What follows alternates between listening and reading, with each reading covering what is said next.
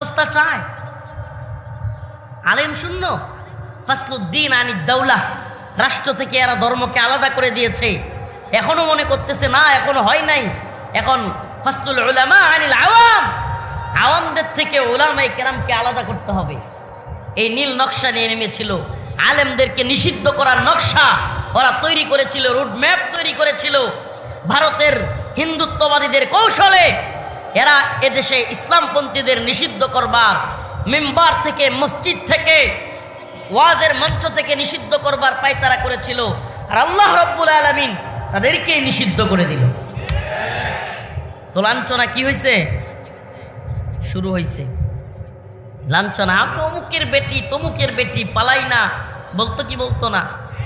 আল্লাহ কয় ওমাকারু ওমাকারাল্লাহ ওমাকারু ওমাকারাল্লাহ